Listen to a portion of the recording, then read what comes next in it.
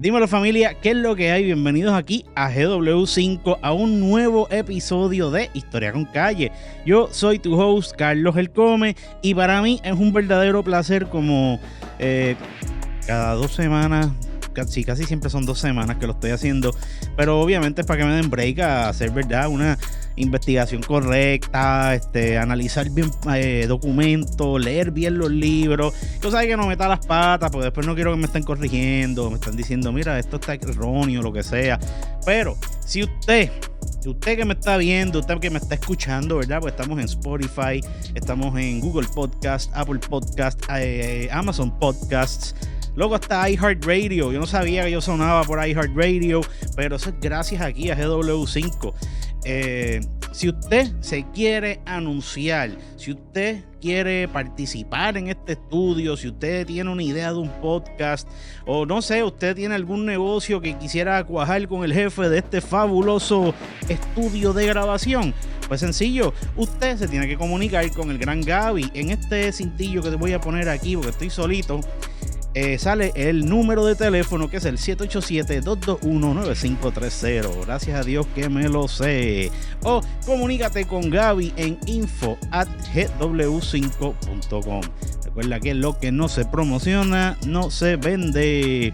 Así que hoy volvemos a dar la historia de pueblos de Puerto Rico, porque yo creo que una de las cosas más importantes para poder entender un poco lo que somos como país es definitivamente conocer la historia de nuestros pueblos, y todos tienen algo que contar. Así que nada, vamos a meterle mano a esto. Nuevamente estoy yo solo aquí hoy, así que yo me estoy grabando, yo me estoy ponchando, yo estoy editando, yo lo estoy haciendo todo. Así que mismo, tírame el intro. Visitante de ambas Américas. The essential facts are these. President Kennedy was murdered in Dallas, Texas. He was shot by a sniper hiding in a building near his parade. Hace ya 73 años, la muerte se posó sobre un cerro en Ponce.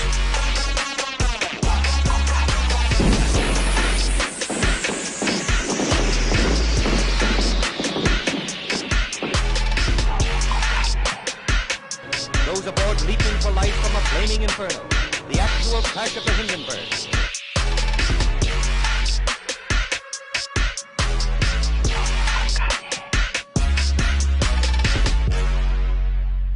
Definitivamente la magia de la televisión. Aunque esto no es televisión, aquí la magia la hago yo solito. Mira, familia, hace un montón de años, cuando mi papá tenía su compañía de excursiones turísticas, y pues obviamente ya yo podía guiar, siempre me tocaba llevar gente a los sitios que otros choferes en verdad nunca querían ir. Mano, casi siempre era o Ponce o Camuy. El viaje de Camuy, chequéate esto, constaba en llevar a los turistas al área de las famosas cavernas y al observatorio de Arecibo. Sí, yo sé que uno está en Camuy y el otro está en Arecibo, pero ese era el package que te traía el tour. Lo único que hacía ese largo viaje un poquitito más agradable era el que yo me ponía, obviamente, a vacilar con los pasajeros por el camino, porque, pues, hermano, estás con un montón de gente extraña que ni conoces, pues, lo mejor que podemos hacer es empezar a conocernos. En uno de esos viajes de excursiones, ¿verdad? Cuando yo todavía aguantaba el esbaratarme la salud un poquito más que ahora, ¿verdad? Ya yo tengo 38, yo no puedo beber como cuando yo tenía 23, 24 años, que era un animal. Pero nada, en uno de esos viajes, pasé un sustito medio desagradable. Mira, ese día yo tuve que llevar un grupo, y la cosa es que esto ocurre luego de que yo llego a mi casa a las 4 de la mañana, después de que estuve jangueando toda la noche. Cuando iba por el expreso 22, por el expreso de Diego, empecé a quedarme dormido como un mamau. ¿Qué pasa? Una americana, una norteamericana, ¿verdad?, que andaba en el tour, se da cuenta de que yo me estoy durmiendo. Obviamente la pana empezó a gritar y empezó a formar un fostro, pero lo que me da gracia del cuento es que ella empieza a gritar, ¡Café, driver! ¡Café!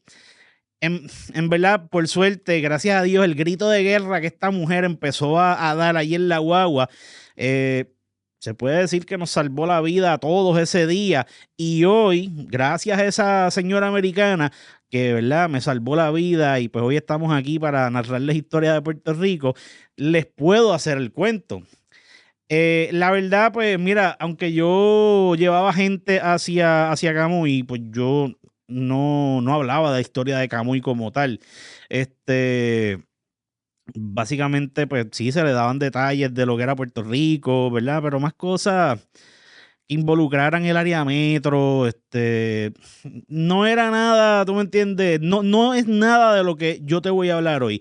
Si yo hubiese sabido lo que sé hoy del pueblo de Camuy, definitivamente que, tacho, papo, yo iba por todo ese camino haciéndoles una historia de respeto, porque la historia de este pueblo es de respeto. Pero nada, la verdad, como ya les digo, pues no sabía mucho del lugar, y obviamente no quería dejarme llevar por la frase que Gasustar se pasa diciendo de que Camuy es uy. Así que, como para mí en lo personal es bien importante, como ya les dije, conocer la historia de nuestros pueblos para poder entender mejor la historia de la isla entera. Hoy en Historia con Calle vamos a conocer acerca de la ciudad romántica, de los areneros y del sol taíno, Camuy. Los atos, un término que van a escuchar bastante en este podcast, fueron extensiones grandes de terreno en muchas partes de la isla que estaban dedicadas a la crianza de ganado, caballos y mulas. En Puerto Rico hubo atos comunales que pertenecían a varios dueños, y también tuvimos los que eran particulares, o sea, que pertenecían a una sola persona por medio de usufructos, que son derechos por el que una persona puede usar bienes de otra y disfrutar de sus beneficios con la obligación de cuidarlos como si fueran de ellos mismos. Hago esta aclaración porque desde que los españoles encontraron este ladito del mundo, y obviamente me rehúso a decir que nos descubrieron porque aquí había gente, toda la tierra pertenecía al rey de España. Por medio de los cabildos, que eran cuerpos legislativos en San Juan, recibían del rey el título de estas tierras. Otros simplemente las ocupaban sin ningún tipo de documento legal. En los primeros 3 siglos, siendo dominados nosotros por los españoles, en verdad no estábamos muy claros sobre quién tenía la autoridad para repartir estas tierras. Habían ocasiones que era el rey de España que daba los títulos sin saber qué rayos estaba concediendo, y en otras eran los mismos gobernantes en turno. Hasta los gobiernos municipales repartieron tierras a sus vecinos. Nada, en 1774 Miguel de Muezas nos estaba gobernando, y el hombre consigue la concesión de títulos de propiedad por parte del rey, debido a las recomendaciones que hizo el general Alejandro O'Reilly al pasar por aquí por la isla, con la idea de aprovechar la tierra para la agricultura y con la condición de pagar tributo al gobierno. Así comienza la demolición de los hatos, algunos de ellos enormes en tamaño, como por ejemplo el hato de Camuy. En 1778, la Real Cédula le da poderes al gobernador para repartir títulos de propiedad sobre todas estas tierras. Esto promueve una reforma agraria y fomenta la agricultura, pero el que hace la ley obviamente hace la trampa, y dentro de los poderes que le otorgaba la cédula a los gobernantes, te podían quitar la propiedad si se determinaba que no estabas trabajando la tierra, y se le podía dar esta tierra a quienes aseguraban que podían cultivarla. Para principios del siglo XIX lo que había era el verdadero lío de los pastores en cuanto a las propiedades agrarias, y se formaron motines y protestas en un montón de ocasiones. Este desastre comenzó a solucionarse cuando crean la famosa Junta de Terrenos Baldíos y Realengos para 1819. Cuando se crea un inventario de todas las tierras de labor, hatos, baldías y realengas que existían en todos los pueblos que ya tenían su existencia en el mapa de Puerto Rico para aquel entonces. Entre 1771 y 1778, como ya les he narrado demasiadas ocasiones, por Puerto Rico andaba de visita a jangueo, se puede decir, un famoso fray español llamado Agustín Íñigo Abad y la Sierra. Durante su visita por lo que fue el partido de Arecibo y en camino hacia el partido de La Tuna, que es lo que hoy conocemos como Isabela, el fray describió todo lo que pudo ver por ese camino. Ya yo les he dicho, ¿verdad?, que él, ¿verdad?, fue escribiendo y describiendo todo lo que veía en los paisajes. Cuando años más tarde el hombre publica su libro de historia geográfica, civil y natural de la isla de San Juan Bautista de Puerto Rico, se puede decir que esto es un muy buen punto de arranque para todo aquel que quiera conocer la historiografía puertorriqueña del siglo XVIII. En cuanto a Camuy, el fray católico nos indica que el río Camuy bajaba por las montañas del Pepino y que pasaba por bosques impenetrables, donde solo vivían las vacas y los cerdos de monte. En ese hábitat se encontraba la casa de un tal Antonio de Matos, quien fuera dueño de todo aquel enorme terreno y cuyos límites llegaban hasta los pueblos más inmediatos.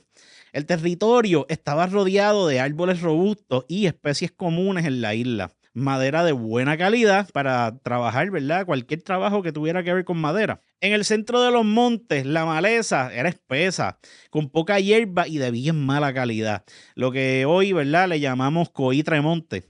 El fray cuenta que el ganado aquí crecía poco y que moría mucho por culpa de perros salvajes que rondaban por el área y que la carne de este ganado era de bien poco gusto.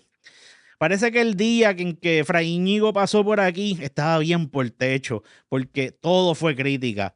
Pero su descripción nos deja saber que el pana estaba hablando de los hatos de Camuy y del Cibao, ambos pertenecientes a la Tuna, Isabela.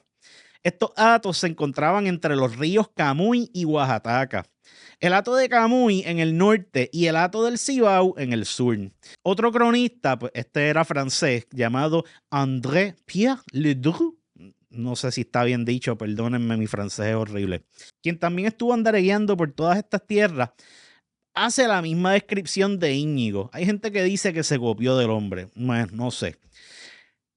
La única distinción que hizo, ¿verdad?, Ledru es que la tierra aquí, Camuy, por lo menos los terrenos de Camuy, el hombre dice que estaba cubierto de flores que llenaban aquello de perfume. Sobre todo, como que olía a vainilla, o sea, que era un pueblo que era perfumado, que las flores, ¿verdad?, hacían que el ambiente oliera rico. Ambos cronistas mencionan a un señor llamado Antonio de Matos, pero ¿quién rayos es este hombre? Pues mira, según lo que yo pude encontrar de este señor en un libro de Pedro Antonio Morel Muñoz, parece que era un militar rico y poderoso que vivió entre Arecibo y San Juan durante el siglo XVIII. Fue hijo legítimo de un sargento mayor llamado Juan Blas de Matos Colón y su esposa Francisca de los Reyes Correa. En 1757, el gobierno de San Juan lo elige como alcalde de la Santa Hermandad y el hombre tenía rango militar de sargento mayor, además de ser morador del pueblo de Arecibo. Para 1759 fue regidor del Cabildo y en 1762 ocupó la silla de segundo alcalde ordinario. En 1763 vuelve como regidor y entre sus funciones estaba asignar cuotas de las reses que tenían que pagar los 16 pueblos existentes en aquel entonces en la isla. Es bien curioso que al partido de La Tuna, donde el pana tenía tierra por usufructo, le metieron la cuota más baja. O sea, comparándola con otros pueblos como lo fueron Las Vegas, Loíza y hasta el mismo Fajardo. Entre los hatos de Camuy, el Cibao y los otros 7 hatos que formaban La Tuna, debían cubrir una cuota anual de 25 reses. Obviamente el que tiene padrino se bautiza, ya que la decisión de fijar esta cuota se da cuando el mismo Antonio de Matos y Cayetano de Quiñones realizan un estudio de todos los hatos y criaderos para, según su experta opinión, imponer la cuota de carne que esta zona tiene que suministrar a la República y guarnición de la plaza en 1765. Algunos años más tarde, Antonio de Matos se pone como medio vago. El hombre empezó a faltar a las reuniones del Cabildo. Por si acaso, el Cabildo es el gobierno municipal en San Juan, lo que era el gobierno español allá en San Juan. La cosa es que el hombre empieza a faltar a las reuniones del cabildo y lo que hacía era que les enviaba el resumen de reces y pesas de los pueblos como para que no dijeran que él no hacía su trabajo. Haciendo que hacemos. La cosa es que se da otra reunión gubernamental en San Juan y el hombre les vuelve a pichar, lo que sacó bien por techo al procurador general Fernando Casado, quien obviamente se empieza a quejar de que Antonio de Matos y Miguel Ramírez de Arellano, que estaba casado con la hermana de Antonio, Juana, pues no estaban asistiendo a las reuniones y les exige que dieran sus excusas, ¿verdad? Porque ustedes no quieren venir. Pues viene otra reunión y el pana sigue ignorándola. El gobierno sanjuanero le envía un mensajero a don Antonio y le dejan saber que en San Juan estaban reunidos en aquel mismo momento y que lo estaban esperando. El hombre les envía de respuesta que no podía ir porque andaba accidentado en su casa. Mano, en la vida siempre hay un chota y la excusa no se la creyeron porque alguien tiró al medio el que lo habían visto por la calle. El gobierno en San Juan decide obligar al hombre a venir y que de aún así este pichar, pues le iban a meter una multa para que respetara. Antonio de Matos decide que lo mejor es renunciar a su empleo como regidor del gobierno de San Juan. En 1770 vuelve a hacer las paces con el gobierno, o por lo menos con los miembros que estaban trabajando allí en San Juan, y vuelve a ocupar la silla de alcalde segundo. Pero el gobernador de la época les petó una multita a buena gente por todas aquellas reuniones a las que ignoró años atrás, por aquello de que cogiera vergüenza. Mientras ocupó esa silla, se le comisionó de nuevo para que trabajara lo de las cuotas de las carnes y antes de salir como alcalde entregó el hato de Quebrada Seca en Caguas, a quien el gobierno en San Juan se la concedió. Su último puesto fue de procurador general y luego de esto el hombre pues empezó a enfermar. Dice el autor Pedro Morel, o por lo menos él escribe, que es probable el que Antonio de Matos pudo padecer cáncer. Para mí en lo personal, y obviamente esto no es por quitarle méritos al hombre, yo, ¿verdad? No sé si, ¿verdad? Hay datos o él vio algo escrito que, ¿verdad? Reflejara que, pues, según los síntomas a lo que estaba padeciendo Antonio de Matos, pues tenía cáncer. La cosa es que yo no soy médico, ¿tú me entiendes? Y no sé si hay acceso a documentos médicos del hombre, no sé si en esa época los habrían. Era rico, que pues, tú sabes, quizás hay algún documento médico que si un doctor en medicina hoy lo lee pueda decirme qué tenía este señor o de qué estaba muriendo. Pero en lo personal, para mí, no sé si es correcto asumir qué enfermedad estaba sufriendo este hombre ya de viejo. Pero volviendo al tema, ¿verdad? Dentro de las referencias que el autor utiliza en la investigación que él hizo, al parecer sí tuvo acceso al acta de defunción de Antonio. Y pues puede ser por eso que escribió ese dato en su libro. Pero nuevamente, yo no he tenido acceso a eso, so no podría decirle, en verdad no me atrevo a decir, sí, murió de cáncer. Anyways, volviendo a nuestro pana Antonio. Ya al final de su vida, ¿verdad? Fue cuidado por su hermana allí en Bayamón y el hombre murió un 7 de abril de 1785. Sus hermanos y su cuñado, pues, fueron los albaceas de sus bienes al momento de su muerte. Cuenta el chisme, ¿verdad? Que Fray Íñigo Abad metió las patas en cuanto al nombre de la persona a la que pertenecían estas tierras. Parece que las tierras de Antonio de Matos no estaban en Camuy, sino en lo que hoy se llama Gurabo y Las Piedras. Entre el siglo XVII y XVIII no había mucha gente viviendo en Puerto Rico. Por eso se empieza a repartir tierra para poder explotar los recursos y, aunque se le conceden buenos cantos de tierra a los colonizadores, como quiera, no explotaban agrícolamente los terrenos. Como solución, Fray Íñigo sugiere repartir tierras entre la gente desposeída para que así la cultivaran y la mantuvieran. Para poder pagar los gastos que conllevaban las milicias disciplinadas, se imponen unas contribuciones sobre cada cuerda dedicada a ganado y a la agricultura. La población de Camuy debe su crecimiento poblacional en parte a las inmigraciones, en especial a las de las Islas Canarias. A la ciudad del Sol Taíno llegaron muchísimos grupos familiares canarios que, a diferencia de otros grupos que podían moverse de área en área, esta gente no abandonaba el municipio. Por eso es que hay tanta influencia sobre la cultura de la zona, sobre todo lo que es Atillo y Camuy.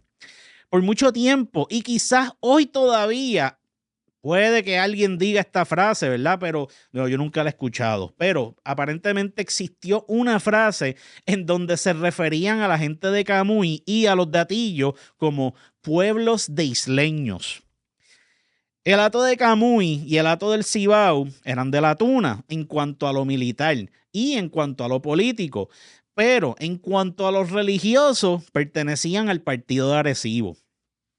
Volviendo al lío de quién fue el dueño de Camuy, pues mira, don Antonio de Matos tenía un hermano que era llamado Pablo de Matos y este puede que sea el verdadero dueño del hato de Camuy. Cuando Fray Íñigo escribió su libro, puede que haya confundido el nombre de Pablo por el nombre de Antonio, ya que pues aparentemente Íñigo era bien pana de don Antonio. Cuando empieza el fin de los hatos de Camuy y el del Cibao, los comisionados que estuvieron a cargo de esta destrucción de hatos señalan a los herederos de don Pablo de Matos y Petrona de Otero y no a los herederos de Antonio de Matos. Obviamente Roma no se hizo en un día, familia, y la fundación de Camuy como pueblo tomó bastante, ¿verdad? Tomó varios años. Desde 1804 comienza la solicitud para establecer una ermita en el área y para 1823 ya se autoriza la construcción de una iglesia parroquial. Félix de Matos, hijo de Pablo de Matos, hace la solicitud de fundar la ermita en un área en donde vivían cerca de 125 almas. Es bien probable que ésta se construyera al lado oeste del río Camuy, donde vivían cerca de 30 personas. Esa nueva ermita se construye y fue utilizada por los residentes nuevos y sus ceremonias se oficiaban por un capellán que llegaba desde Arecibo. Tú sabes todo lo que había que caminar en aquel entonces desde el pueblo de Arecibo hasta allá hasta Camuy. Acuérdate que estamos hablando en una época donde la 22 no existe, papá. O sea, no llegaba esto no llegaba hasta Atillo. Bueno, nada, la cuestión es que así se meneó el cobre hasta la construcción de la parroquia en la Boca de Camuy, por el lado este del río del mismo nombre, donde había establecida una especie de aldea, lo que comienza una controversia que duró 9 años. Mira, el que una ermita se convirtiera en parroquia no garantizaba que se convirtiera la aldea en un pueblo.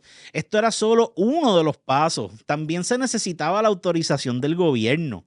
En 1806, el gobernador Toribio Montes asigna los terrenos del nuevo pueblo de Camuy entre los ríos Guajataca y Camuy. O sea, unieron los terrenos de los hatos de Camuy y del Cibao.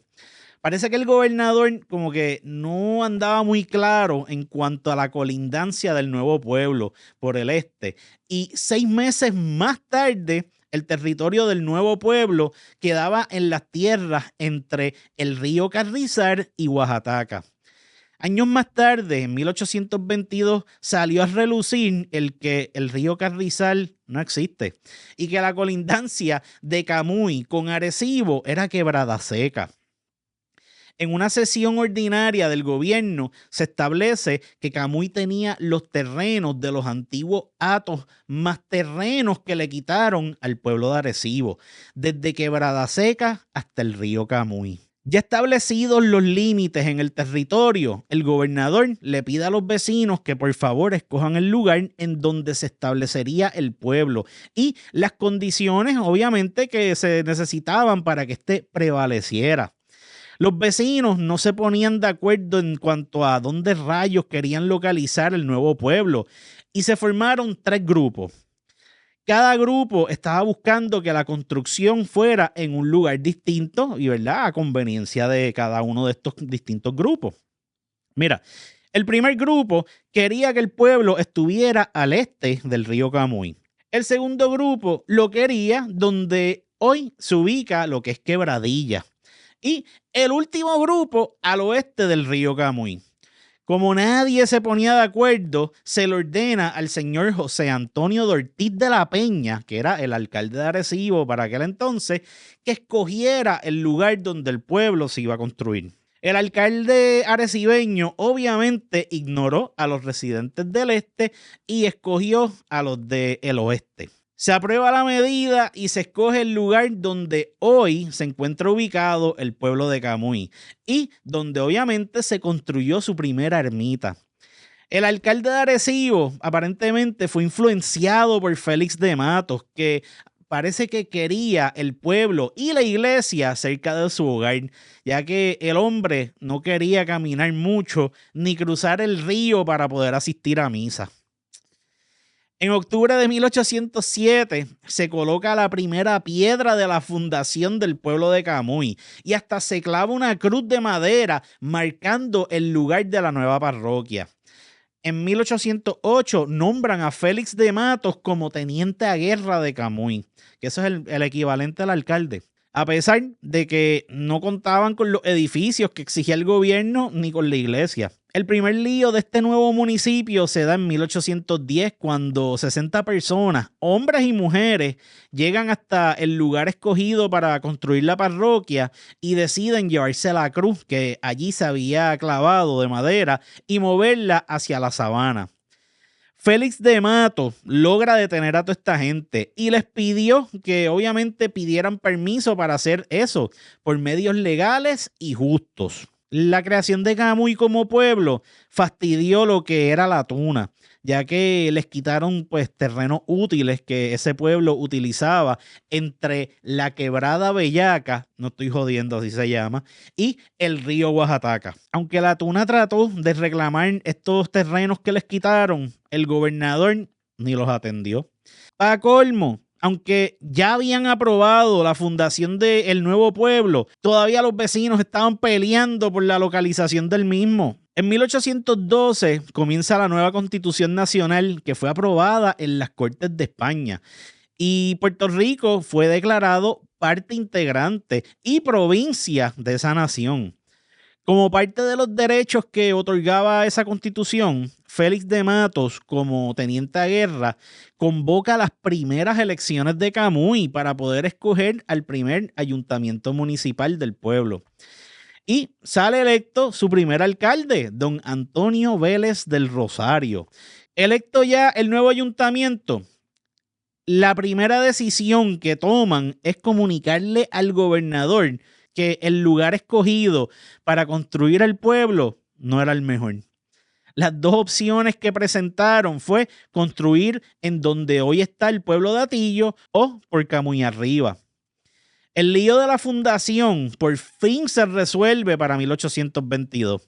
Francisco González Linares toma una decisión salomónica para ya poner a dormir todo este desastre. Primero divide a Camuy en 3 partes. Autoriza a los vecinos del este del río Camuy a que fundaran el pueblo de Atillo y dándole los terrenos entre la quebrada seca, separándolos de Arecibo.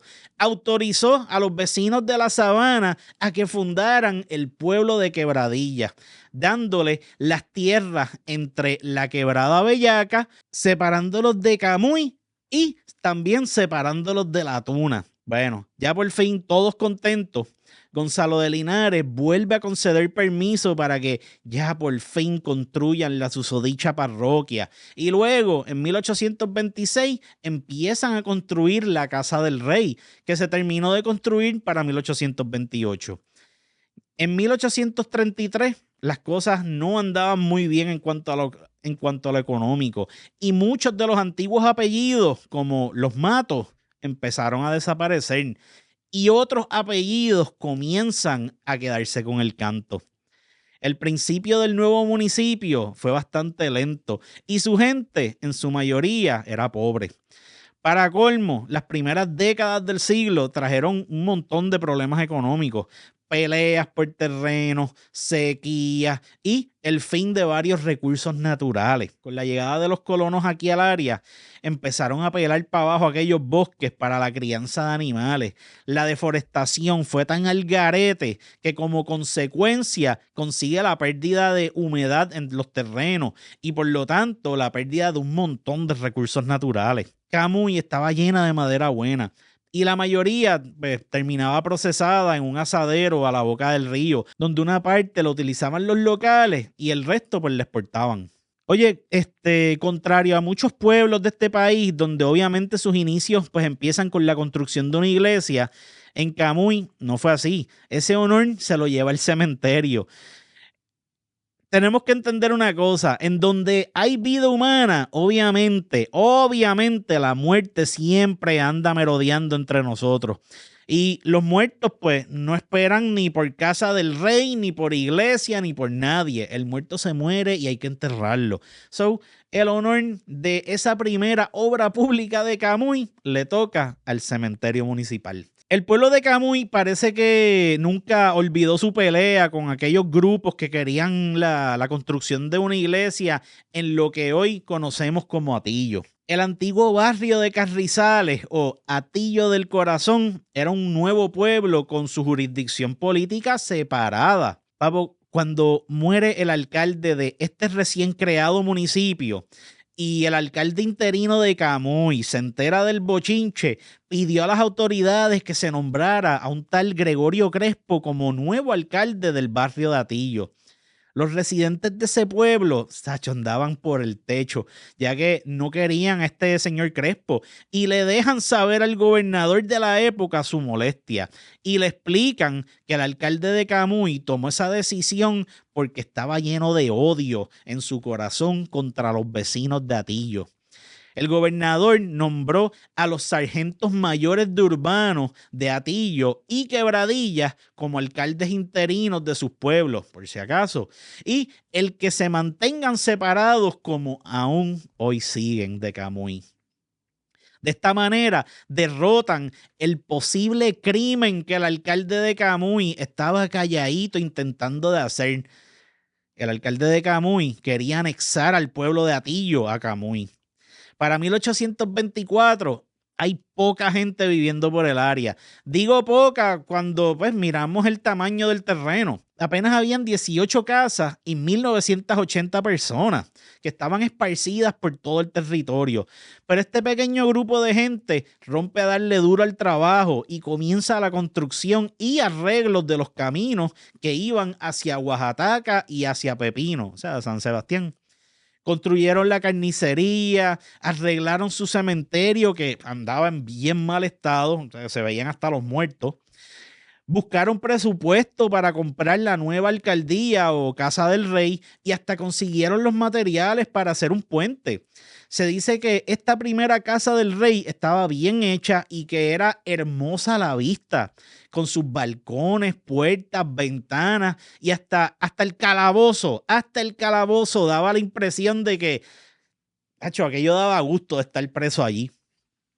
Mira, con la creación de cédulas por parte de los monarcas españoles, empezaron a llegar nuevos vecinos por el área y Camuy contaba con los barrios Pueblo, Yeguada, Camuy Arriba, Membrillo, Ciénaga del Agua, Del Puente y Oaxaca. El barrio Oaxaca con el tiempo cambió su nombre por el de Cibao. Aunque Camuy tiene el océano Atlántico al norte, los arrecifes y lo peligroso del mar en esas costas no permiten el que se convierta en un área de entrada y salida de barcos para ayudar al comercio y lograr que la economía del pueblo, pues obviamente, despegara. Pero hasta donde pude leer, ¿verdad? Hasta donde pude leer y pues, de lo que pude encontrar de información de este pueblo, al menos 9 buques españoles llegaron a entrar a la isla por Camuy. Aunque no tenían puerto, como quiera, las industrias de madera, los alambiques, la caña, La siembra de plátano, siembra de arroz, tabaco y café crearon un movimiento económico en este pueblo y se forman 3 nuevos barrios: Piedra Gorda, Zanja de Agua y Puerto, siendo en total 10 barrios. Para 1838, el pueblo de Camuy andaba cayéndose en canto y un grupo de gente recomienda mudarlos para un área entre Camuy Arriba y Ciénaga de Agua, para así poder construir una iglesia nueva y comenzar disque desde cero. Se usó como ejemplo algo similar que hizo La Tuna cuando se mueve al sitio de Isabela. Pero en Camuy no hubo éxito con esta recomendación. Ya pasaron 30 años desde que construyeron su iglesia, cuyos patronos son San José y Nuestra Señora de los Dolores. Y ya la iglesia está hecha canto. El tiempo, los huracanes y el clima tropical en general le dieron duro a esta iglesia. El alcalde de aquel entonces, Juan Arimón, empieza unos estudios para trabajar con el asunto y en una carta que fue firmada por el hombre afirma el haberse reunido con varios vecinos y planificar la nueva edificación. Cuenta la carta que la primera piedra del nuevo templo fue bendecida por el cura y en un hueco de dicha piedra colocaron una caja con una medalla de plata con la fecha, el nombre del gobernador en aquel entonces, el nombre del párroco y un acta firmada por todos los miembros del gobierno municipal de Camuy.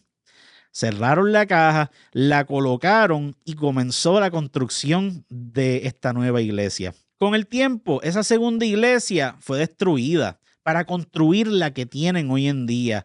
Y esto es triste, familia, porque de verdad que, digo, tú sabes, yo no sé, o sea, no sé si han visto la iglesia de Camuy, es muy bonita. Tienen un par de iglesias preciosas en el pueblo, pero como siempre, hermano, no, tú sabes, no cuidamos, no somos cuidadosos al hacer las cosas y tú sabes, parece que alguien dijo, se joda, destruyanla y vamos a hacerla de nuevo y no tomaron medidas para investigar bien la iglesia antes de hacerla canto. O sea, ¿qué pasó con esa caja? Nadie sabe. La construcción de esa segunda iglesia pues fue bastante lenta y pasó por varios problemas. El arquitecto a cargo de la construcción de la iglesia le dio el contrato de construcción a un individuo que empezó a trabajar y a los pocos días se fugó de Puerto Rico y nunca terminó la obra. O sea, el tipo cobró y se largó. Puede ser que ese sea nuestro primer caso de Telemundo Responde. Nada.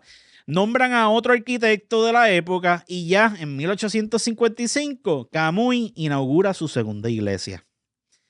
La división de los barrios continúa y ahora se crean los barrios Abrahonda y Santiago. Mientras van haciendo el pueblo y empieza a contar su historia, hay que hablar algo acerca de sus obras públicas. Desde su fundación hubo un puente que cruzaba el río Camuy y fue bastante importante para el pueblo, ya que sirvió como clave importante para la comunicación y el comercio con el resto de Puerto Rico. Aunque en verdad no pude encontrar fecha de construcción, el puente Capitán Correa es mencionado por primera vez y parece que Arecibo recibía pagos por peajes por el puentecito. O sea, que ese fue como que nuestro primer mocoso. De verdad que la relación entre Atillo y Camuy no empezó muy buena porque hasta por el puente se llegaron a pelear, ya que cada vez que el puente necesitaba mantenimiento, los dos municipios se fajaban en cuanto a quién tenía que arreglarlo. Los gobernantes de la época siempre tenían que recordarles a ambos municipios que se dividieran la mitad de la factura. Como quiera, el puente nunca fue una vía muy segura y a cada rato tenían que estar arreglándolo. El cementerio fue lo primero que construyeron, como ya les dije, pero luego tienen que reconstruirlo porque estaba también en mal estado. Este cementerio renovado estuvo por varios años y estuvo localizado donde luego construyeron la escuela Laurentino Estrella. Para la epidemia de cólera morbo, tuvieron que construir cementerios en todos los barrios del pueblo. La carnicería estaba en lo que era la calle Carnicería, lo que hoy son las calles Iquina, Estrella y Betance. Estaba construida en madera y teja y a los 2 años de construcción se quemó y tuvo que ser reconstruida en mampostería, en donde hoy se ubica la calle Salvador Brau. Los caminos y las carreteras obviamente empiezan con la comunicación entre los barrios y luego van conectando con Lares, San Sebastián y Quebradilla. La carretera hacia Quebradilla fue una de las más importantes y se pagó a base de préstamos. La plaza pública la llegaron a construir para 1896, o sea que no es tan vieja como ustedes creen. Se le conocía como plaza al área en donde se encontraban las calles que rodean la plaza hoy en día. Originalmente se le conocía como la Plaza Brusi, en honor a Juan Brusi y Font, que fue quien donó más dinero para la construcción de la obra pública. Brusi fue notario público de Camuy y a principios del siglo XX le cambian el nombre entonces a Plaza Luis Muñoz Rivera. Y le hubiesen dejado de nombre el que tenía. Porque ese señor, después, escríbanme si quieren saber el nombre. Él escribió un libro como de aventura, de algo que le pasó de verdad. Pero nada, fue una aventura que tuvo visitando la isla de Mona. Aparentemente, tú sabes, cuentan las vicisitudes del viaje, los problemas que tuvieron al hacer el camping en Mona, y aparentemente es un cuento que está bien chévere. De hecho, él se lo dedicó o le envió una copia dedicándosela a Bonocio Tío Segarra, que el esposo de Lola Rodríguez de Tío. En cuanto a la salud del pueblo camuyano, el cólera morbo llega en 1833 a Puerto Rico. Y lo cómico del caso es que la Iglesia Católica tira una circular en todos los pueblos diciendo que esto era justo castigo porque éramos unos descontrolados, tecatos y bellacos. Obviamente ellos en realidad utilizaron términos como excesos, vicios y escándalos públicos y privados. Pero nada, yo simplemente se los resumo. En noviembre del 1855, el día que se inauguraba la segunda iglesia del pueblo, un día con un motivo de mucha felicidad, el gobierno en San Juan le comunica al gobierno municipal de Camuy que en el pueblo de Naguabo se formó una epidemia de cólera y que se estaba regando rápidamente por todo el país. El ayuntamiento municipal de Camuy se lo comunica a su pueblo y les dicen que en Naguabo, que aquello era un pueblo malsano donde se alimentaban con porquerías extranjeras y salazones, se formó una epidemia.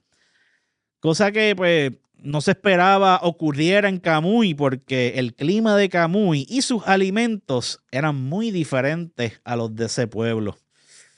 Los camuyanos no tenían idea de que bien pronto se infectarían muchos allí. Camuy comienza preparativos para bregar con la enfermedad y se exige la limpieza extrema en todas las casas. Un vecino ofrece una casa en el pueblo para alojar al médico y a todo aquel que se enfermara del cólera. Un 11 de enero de 1856 se infecta el primer paciente de Camuy y se le pide ayuda a médicos de otros pueblos para poder asistir en la emergencia. Ya para febrero del mismo año ya mueren 64 personas por culpa de esta terrible enfermedad y empiezan a construir cementerios en todos los barrios. Para abril ya se empieza como que a controlar un poco la cosa y para el 14 del mismo mes celebran una misa de acción de gracias por supuestamente haberse acabado la epidemia. La celebración no les duró mucho porque al otro día se enfermaron 10 nuevas personas en el barrio Cibao. Y bueno, tuvieron que tomar más medidas porque los vecinos de Quebradilla andaban huyendo de su pueblo para refugiarse en Camuy porque consideraban que aquello estaba en mejor situación. Otras enfermedades que azotaron al pueblo lo fueron la fiebre amarilla en 1868 y la viruela en 1888, que empezó por Atillo.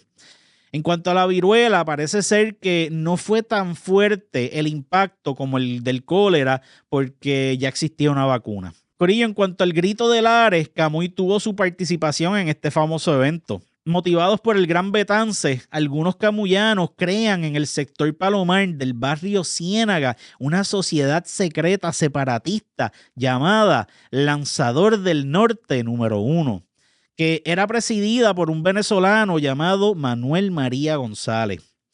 Con la aprobación de la Constitución Provisional del Comité Revolucionario de Betance, las sociedades secretas de Puerto Rico llegan a un acuerdo de levantarse contra el gobierno el 29 de septiembre de 1868. Se supone que los grupos actuaran en el golpe a la misma vez, mientras Betance desembarcaba con hombres y armas para unirse al ataque junto a estos grupos separatistas. Los puertorriqueños sabían que en España la cosa andaba bien mal con los Borbones y en Cuba estaba por estallar el famoso grito de Yara. Los grupos separatistas asumían el que la milicia española no iba a poder bregar con un ataque de estas proporciones. Los rebeldes puertorriqueños creían que el triunfo estaba cerca. El grupo separatista de Camuy continuaba haciendo reuniones de estrategia en una casa que estaba abandonada y pertenecía a José Cecilio López en el barrio Ciénaga. El hombre era dueño allí de una finca de nombre El Pasto. Otra finca donde se realizaron también reuniones era La Esperanza, también del sector Palomar. Por culpa de un chota, las autoridades se enteran de lo que andaba pasando en Camuy y allanan una de las casas del sector Palomar, donde viraron el hogar patas al revés y encuentran un manuscrito que estaba titulado Reglamento formado por nosotros los fundadores de la Asociación para la Libertad e Independencia de la Isla de Puerto Rico. Se ocupa otro manuscrito que criticaba la gobernanza del país, operaciones mercantiles, nombres de socios, planes de reuniones por allá por Mayagüez y la lista de afiliados de varias sociedades secretas. Encarcelan al señor Manuel María González y la noticia corre a las millas por todo el pueblo. Los socios del grupo separatista de Camuy deciden que tienen que actuar ya. Carlos Martínez, hermano de Manuel María González, cocinó un plan para poder liberar a su hermano de la cárcel. Aunque trató de crear patrullas en el Palomar y Camuy arriba, el hombre no tuvo éxito en su encomienda y su hermano termina en la cárcel de Arecibo. Un batallón de la infantería de Cádiz, que estaba a cargo de las operaciones militares en Camuy, trabaja en su misión de buscar a todos los miembros de la sociedad secreta y uno a uno fueron metiendo presos a los socios del Lanzador del Norte número 1. Algunos fueron llevados para Aguadilla y otros fueron llevados a Arecibo, pero todos los dejaron viviendo en condiciones infrahumanas. La mayoría de estos hombres se enfermó y murieron de fiebre amarilla. Un 23 de septiembre, bajo el mando de Manuel Rojas, un ejército rebelde toma Lares, iban gritando: ¡Viva Puerto Rico libre! ¡Queremos patria, justicia y libertad para nuestros hijos! Y ¡viva la República! Una vez se declara la República en Lares, salen las fuerzas rebeldes y se mueven hacia San Sebastián, donde allí batallan contra las milicias españolas, pero fueron vencidos una vez llegaron las fuerzas que vinieron desde Moca. Los rebeldes tuvieron que retirarse a la finca de Manuel Rojas. Una vez se pone fin a la insurrección, el alcalde de Camuy termina preso y en su puesto dejan a un español llamado Clemente Fernández. Un individuo que estaba en contra de todo lo que fuera puertorriqueño. Para 1873 llega la abolición de la esclavitud y en España se proclama la República Española.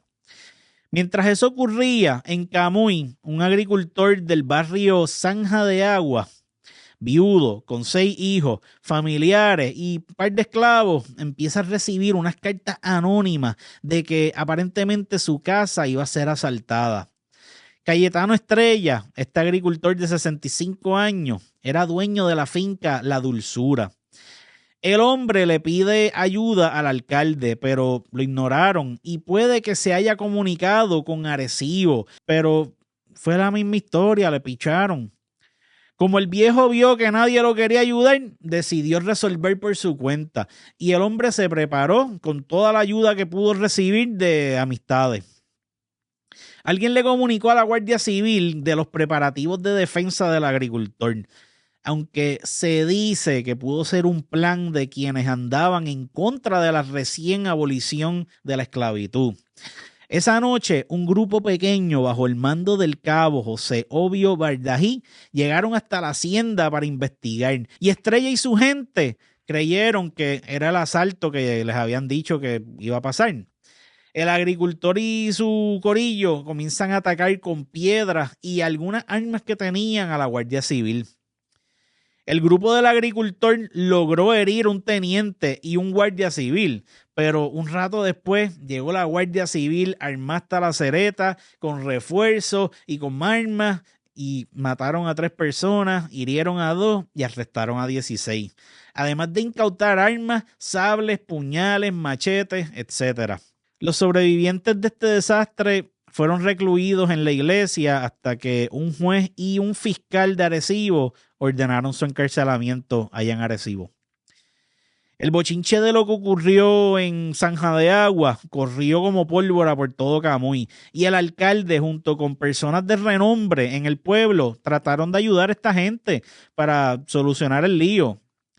Pero las autoridades no creyeron en esto, los detuvieron y también los metieron presos. El gobernador de la isla recibe la noticia de este desastre un 18 de febrero y para meterle miedo a la gente por aquello de ponerle fin a este tipo de encontronazo entre los hacendados y los militares, tira un comunicado por la Gaceta Extraordinaria dejándole saber a la gente lo que más o menos pasó, pero como que exagerando números de involucrados y dando la impresión de que como que hubo un intento de revolución en Camuy. El gobernador empieza a mover militares desde varios pueblos del norte y noroeste para capturar a supuestos rebeldes camuyanos.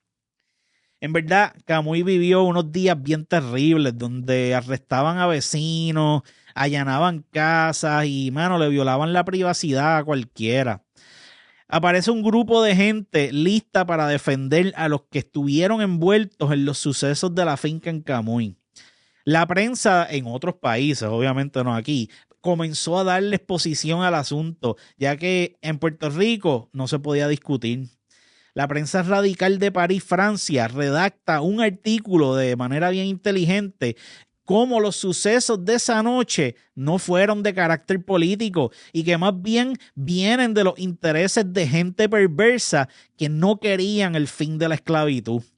El gobierno supremo español tuvo que hacer una investigación de los sucesos y 33 años más tarde, en 1897, casi a punto de que nos vinieran a invadir, logran conseguir su libertad 13 de los que estuvieron encarcelados en ese lío.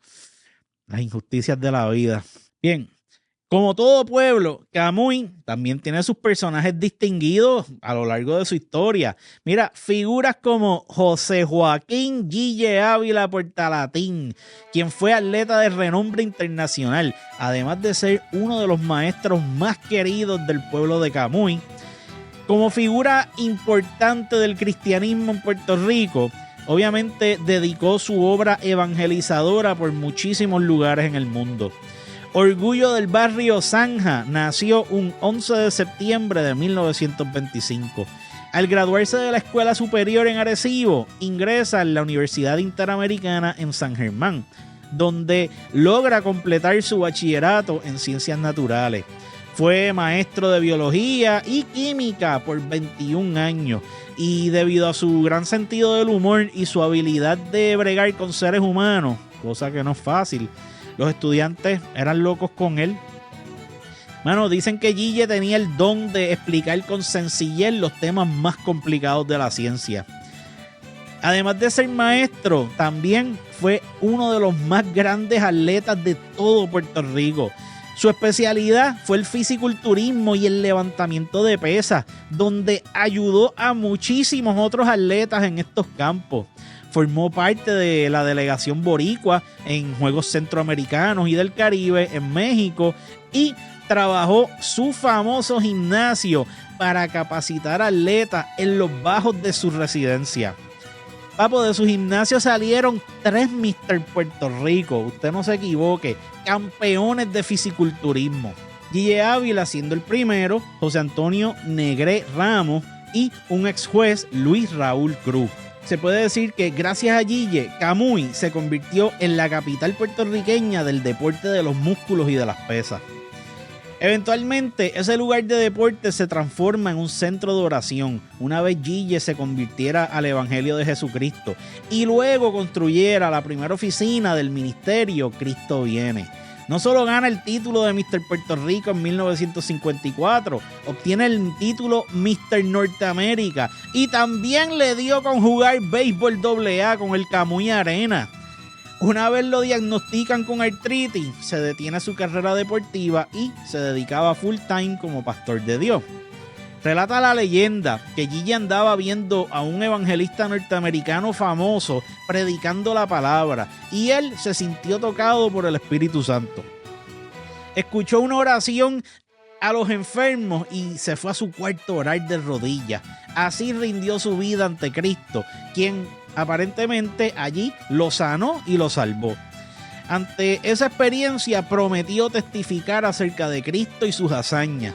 Con esto inició una vida de oración, ayuno y vigilia y nunca escatimó esfuerzos ni sacrificios para lograr llevar su misión en los lugares más lejos de la tierra.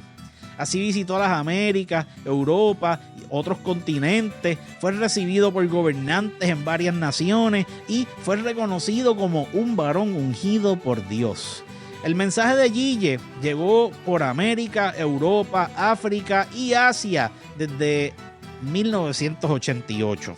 Tenía su cadena de televisión, La Cadena del Milagro, que transmitía vía satélite al planeta con programación diaria y mucha promoción cristiana.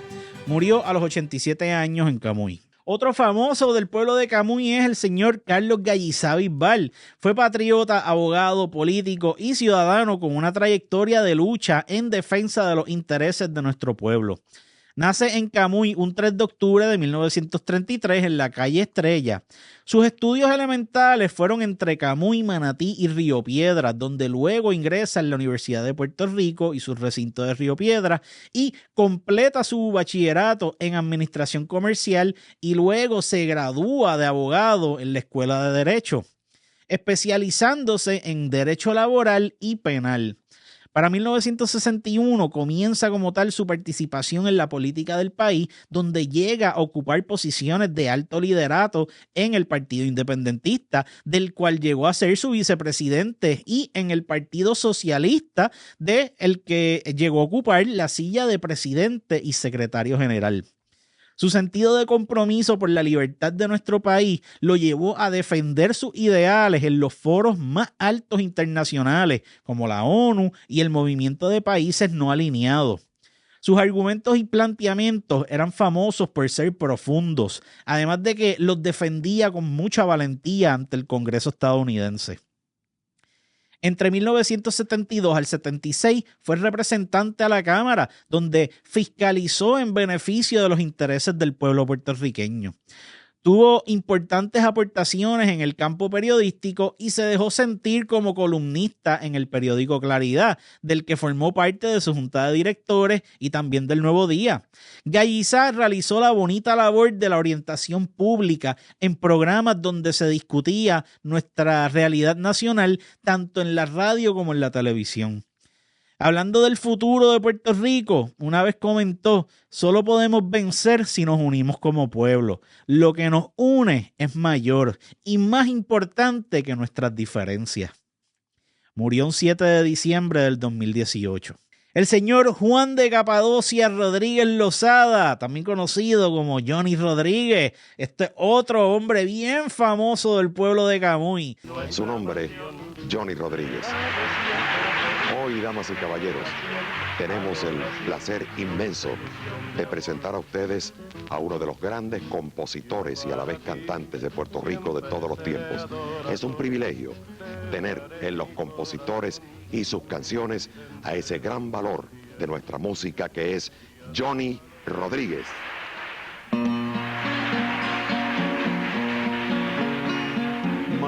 el cielo azul, una noche plateada, en que a tu amor loco yo me entregué, para sufrir lo que sufrió mi alma, para llorar lo que por ti lloré.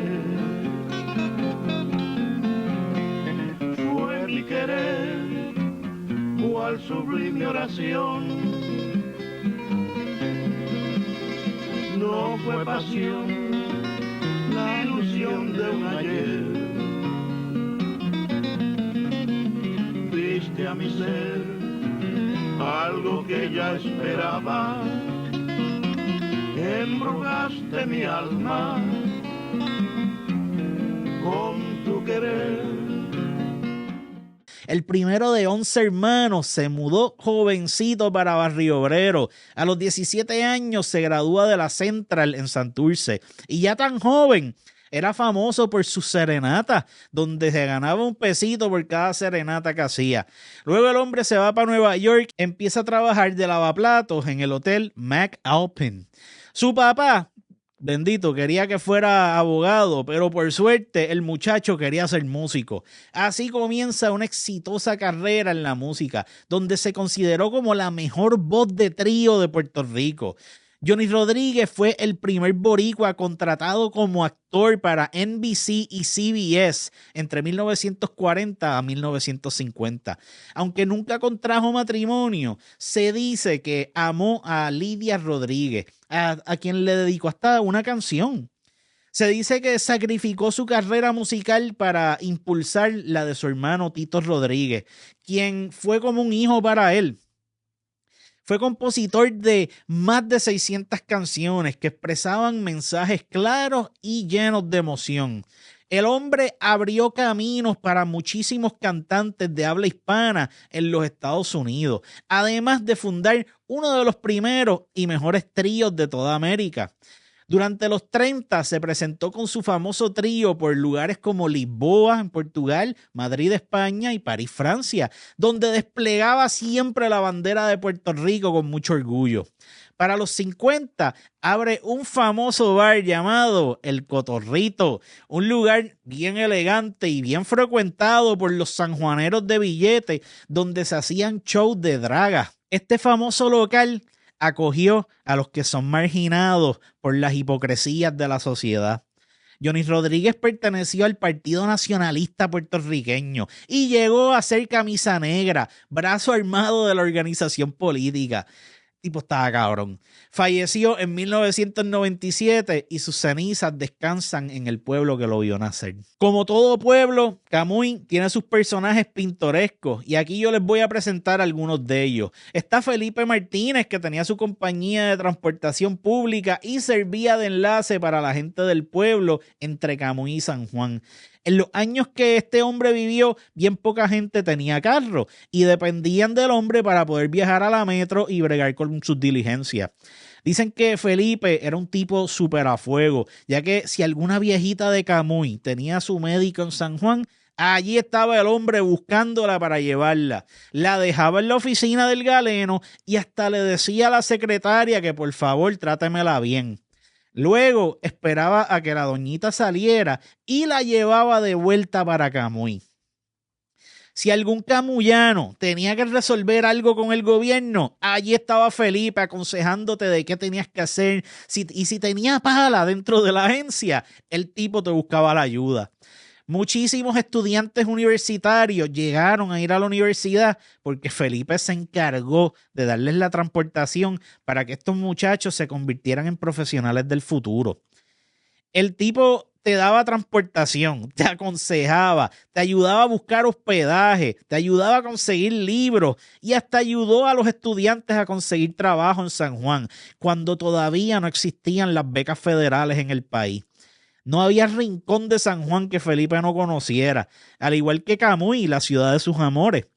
Si algún día, y esto es opinión personal mía, mejora la transportación colectiva de Puerto Rico y pues Camuy tiene la dicha de verdad de tener un nuevo terminal de transportación pública o un tren o lo que sea, no sé, todo de verdad, yo aquí pensando como los locos.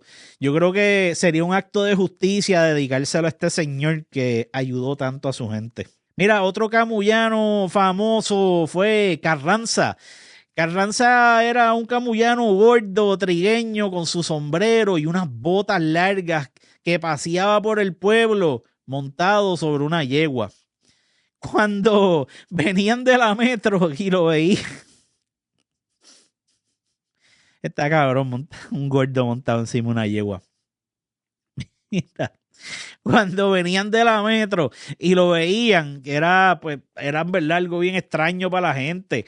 José Carranza fue una figura bien famosa en Camuy entre los 50 y los 60. Trabajó por muchísimos años en la Central Río Llano y era bien conocido por Camuy, ya que siempre montado en su yegua llevaba el periódico por todos los campos del pueblo. La yegua caminaba a un trote descontrolado y eso hacía a la gente reír en el pueblo, porque pues el hombre era gordo y pues ella parece que no podía caminar muy bien con el gordo encima. Coño, esa pobre yegua tenía muchísimas historias. Obvio, no las voy a contar todas aquí. Hay un libro que te las cuenta, pero mano, la pobre yegua fue arrastrada por las corrientes en inundaciones. La usaron para cargar un muñeco de Judas en una noche de carnaval. Durante un juego de la AA, alguien metió un jonrón y la bola golpeó al pobre animal que lo que estaba era comiendo pasto al otro lado de la verja. Que, by the way, ese batazo lo conectó Alberto Lacosta, jugador famoso del Camuy Arenas de 1955. Mira, otra que fue famosa en Camuy se llamaba María la Boba. Bendito, era una mujer que caminaba por las calles de Camuy, del pueblo, con un montón de carteras en sus brazos y uno que otro reloj barato. Los niños del pueblo le dedicaron una canción infantil que llegó a cantarse en todas las escuelas públicas de Camuy. La canción decía: María la Boba tiene un reloj que da la una, que da las dos. María llegó a ser bien querida por todos en el pueblo, ya que no se metía con nadie. Ella, bendito, solo caminaba con sus carteras, sus relojes y su sonrisa. Mira, en la historia de Camuy existen varios lugares icónicos, como lo fue el Café Plaza, que eso fue una famosa barra que estuvo bien de moda por un montón de años. Fue fundada por Joaquín López y ahí paraban los peloteros profesionales cuando viajaban hacia Mayagüez. Los jugadores del Camuy Arenas ganaran o perdieran, siempre terminaban la noche en este famoso lugar. Además de que los fanáticos que se la pasaban allí hablando de su equipo de béisbol favorito. Otro lugar famoso fue el Casino Camuyano, que era un edificio viejo de madera que andaba medio chavadito por el paso del tiempo, pero tenía su barra y su tarima donde situaban orquestas y celebraban bailes en distintas épocas del año. En Navidades celebraban el baile de jíbaro, donde hombres y mujeres se vestían como los jíbaros de los campos y hacían unos desfiles vistosos con notas alegres. Aquello era un fiestón de pueblo, estaba lleno de alegría y vida. Muchísimos camuyanos aprendieron a bailar en el viejo casino y por allí desfilaron hasta las mejores orquestas de todo Puerto Rico. Otro lugar de antaño fue el Teatro Oriente, un auténtico cine de pueblo, familiar y pequeño, con su planta baja y una planta alta que era conocida como el Gallinero. La planta baja costaba 20 chavos la taquilla y el Gallinero estaba a 10. Se daban 2 funciones diarias, una a las 4 de la tarde y la otra a las 8 de la noche. Para anunciar que empezaba la tanda, el cine contaba con unas chicharras que se escuchaban en casi todo el pueblo. Antes de la tanda de las 8, los camuyanos se reunían en la plaza, ¿verdad?, esperando el ruido de la segunda chicharra. Durante la espera para entrar al cine a ver la película, se formaba el vacilón, había algarabía, mientras se tomaban su piragüita en la plaza y comían maní tostado del país. La mayoría de las películas que se daban eran mexicanas porque esta era la época dorada del cine mexicano. Jorge Negrete, muchachos, Jorge Negrete le mojaba la almeja a todas las mujeres en el pueblo. Y con el cambio generacional, pues lo mismo pasó con Elvis Presley y los Beatles. A la juventud le encantaban las series y dramas de vaqueros y todo lo relacionado con el viejo oeste. El actor principal de películas western en Camuy le decían el muchacho que imponía justicia. Cuando se formaban tiroteos y peleas en las películas, la gente empezaba a gritar, a aplaudir, pateaban el piso, disparaban así con los dedos como si tuvieran pistolas de embuste, y aquello terminaba pareciendo una verdadera gallera. Mira, en Camuy también hubo una estación de aquel tren que cubría gran parte de Puerto Rico. En su recorrido de San Juan a Ponce, pasaba por Camuy viniendo de San Juan a las 11 de la mañana y luego pasaba otro viniendo de Ponce a la 1 de la tarde. Un total de 5 trenes pasaban por Camuy a diario a distintas horas del día. En la estación del tren se vio de todo: alegría, tristeza, la muchachería del pueblo haciendo maldades, y fue un lugar tanto de abrazos de bienvenida como abrazos de despedida. De aquí salieron soldados hacia la Segunda Guerra Mundial, estudiantes con rumbo a la Universidad de Puerto Rico, gente buscando mejor vida en el área metropolitana, entre muchísimas historias que nunca se contaron. De los últimos viajes que dio el tren fue hacia Hormigueros por motivo de las fiestas de la Virgen de la Monserrate, y tenía un costo de $1 ida y vuelta. El último viaje del tren fue un 20 de septiembre de 1953 y la vieja estación quedó abandonada en un bello rincón de Camuy. Otro lugar famoso fue el Mocambo Bar, otro lugar que brindó, muchachos, muchísima alegría en Camuy. Obtiene su nombre de una película estadounidense llamada Mocambo en los años 50 que se desarrollaba en África. Fue un lugar acogedor, limpio y donde comandaba el respeto. Estaba localizado en la plaza justo al lado de la Casa Alcaldía, en los altos del edificio, y se podía ver todo Camuy en aquellos años. Mano, y que mucha juventud se llegó a enamorar en este sitio. Los sábados, chacho, la gente se daba su palito de roncaña, bailaban su bolerito favorito, y que mucho muchacho nacido de esas ricas noches camuyanas. No puedo ir terminando este capítulo sin mencionar algo acerca de las muy famosas cavernas de Camuy.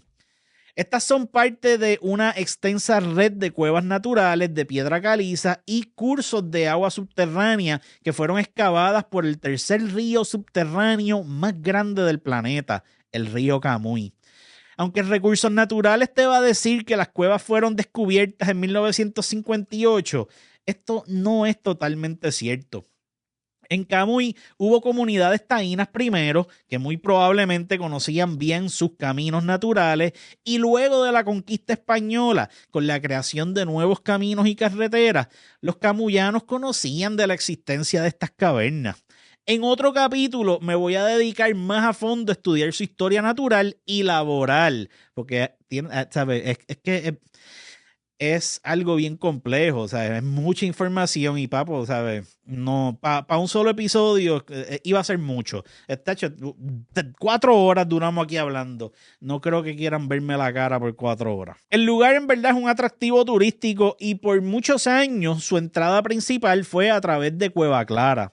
Se estima que el lugar tiene cerca de 45 millones de años y que forma parte de la zona del Carso, que es una zona importantísima para nuestro país, ya que constituye uno de los principales sistemas de recarga que abastece a los acuíferos. En cuanto a los cognomentos de Camuy, la ciudad romántica, se dice por medio de tradición oral que a finales de los 70 y principios de los 80, Camuy tenía una estación de radio de música romántica que fue bien popular y sus radioescuchas eran en su mayoría de la región norte del país. Se dice que miles de personas sintonizaban la estación todas las noches para encender esa chispa del amor. En cuanto a lo de la ciudad de los areneros, esto nace de la abundancia de arena en sus costas, pero mucha gente se lo atribuye más bien a su famoso equipo de béisbol de AA, que de paso debo felicitar porque son los campeones de este año en la liga de pelota más dura de Puerto Rico. Y yo sé que está la invernal y me van a decir que no es la invernal. No, papo, el AA es nuestra verdadera liga más dura de béisbol. Mira, en cuanto a la ciudad del sol taíno, este nombre nace de la creencia de que Camuy significa sol en el lenguaje de los precolombinos, o sea, los taínos. Pero debo recalcarles que eso no es cierto, porque al verificar el diccionario taíno, y esto existe, la palabra sol tiene otro nombre totalmente distinto. Es más probable que el nombre se lo pusieron nuestros taínos al río. En cuanto a su bandera, verde es su fondo, rindiendo honor a sus tierras verdes. Tiene una faja blanca ondeada que está interrumpida en su centro por la figura de un sol taíno amarillo y negro, que simbolizan al río Camuy y al sol indígena. Su escudo tiene los mismos símbolos de la bandera y la corona mural con su distintivo heráldico, con el que se timbran los escudos municipales. Camuy, pueblo de verdes montes y de azul mar, pedazo bello de Borinquen, donde el sol taíno la llena de encanto y que para su gente es un Edén. Bueno, familia, hasta aquí llegó el episodio de Camuy. Una bonita historia, fuerte, porque hay mucho, ¿sabes? Hay corrupción, hay pelea, pero también hay personajes, tú sabes, que engrandecen el nombre del pueblo. Así que nada, mano, si usted viene de aquí, sienta mucho orgullo de donde usted nació y cuide su pueblo, men. Y dígaselo a todo el mundo, nárrele la historia de su pueblo a la gente. No sienta bochorno por eso. Así que nada, familia, será hasta la próxima semana o la próxima vez que grabe. Yo no sé cuándo yo vuelvo a grabar. Así que se me cuidan mucho, corillo. Come. Carajo, llevo diciéndome come. Mismo, llévatelo.